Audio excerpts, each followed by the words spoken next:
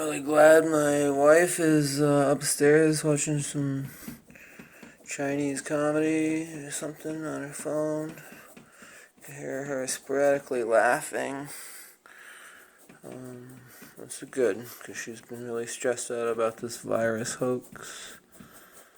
And I'm really happy that she is having a good time. Relax. Not freaking out. They really had everybody going.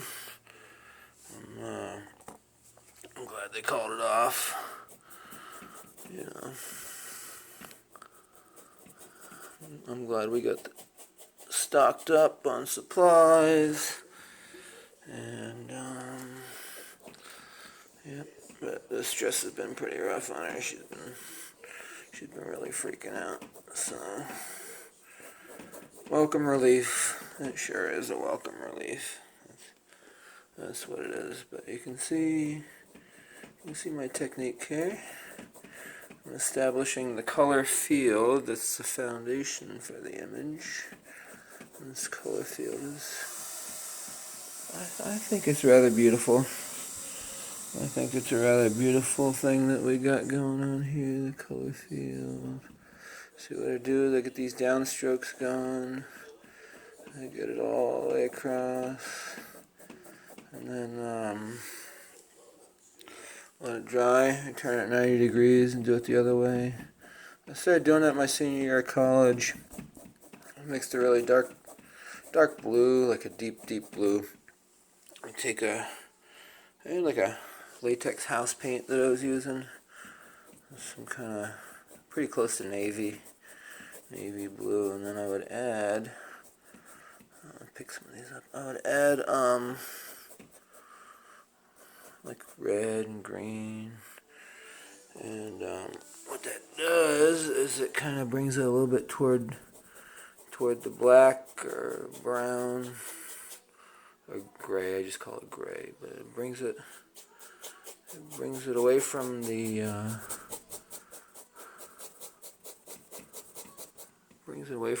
bright blue, brings it more toward a dark color. And I would do that.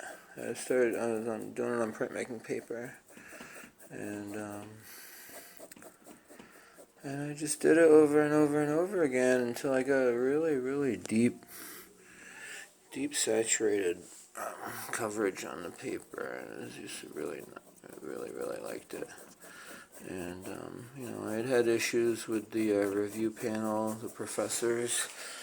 They didn't appreciate what I was doing, so I changed it up, and that was all I would show them, really. I would show them, actually would put up other people's artwork, like I put up my ex-girlfriend's artwork from freshman year, and I'd put up,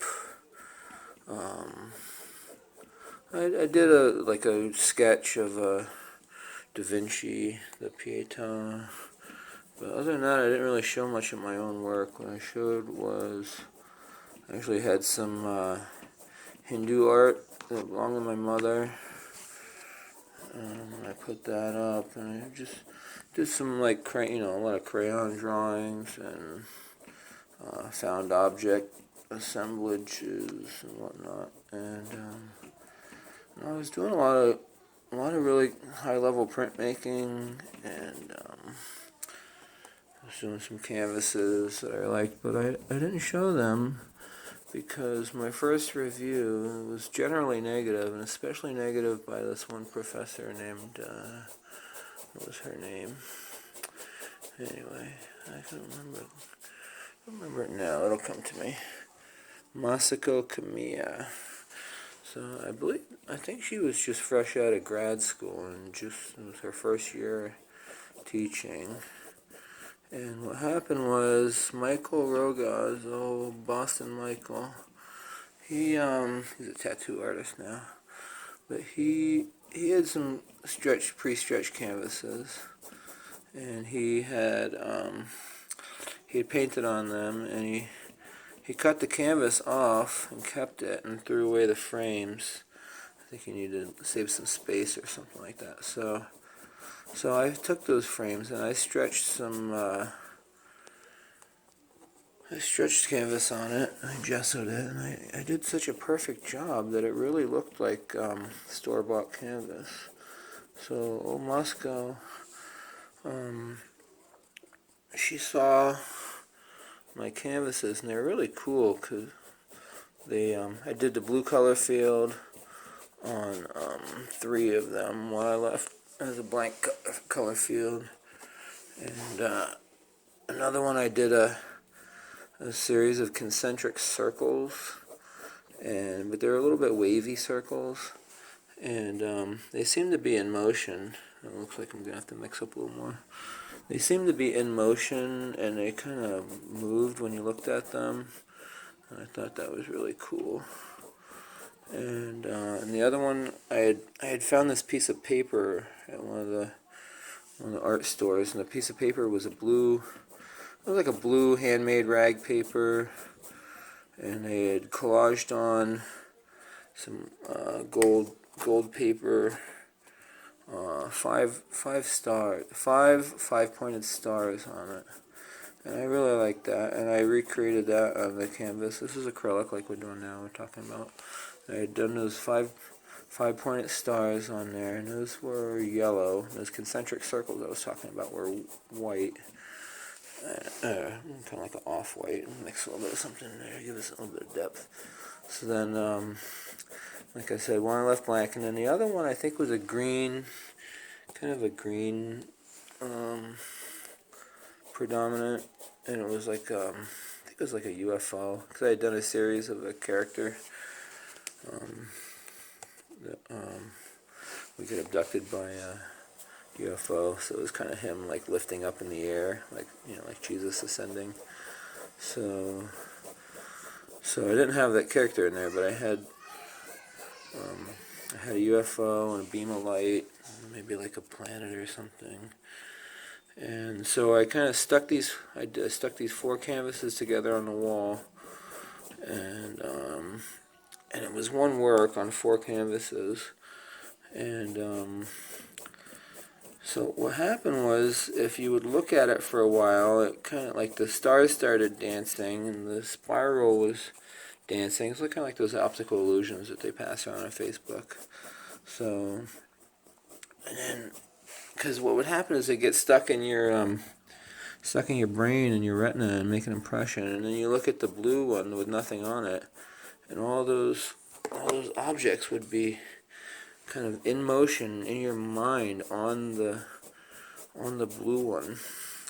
And I was really proud of myself. Well, Masako, she come in there, and nobody else had even said anything yet except for hi, hi, a little bit of greetings, and then she made a pronouncement that that I painted on store-bought canvas, and as a result, I was a lazy person, and my work, therefore, was not even worth discussing. It was not worth even considering the merit of my work, or lack thereof, simply because she labeled me as a lazy person for painting on store-bought canvas. But the problem was,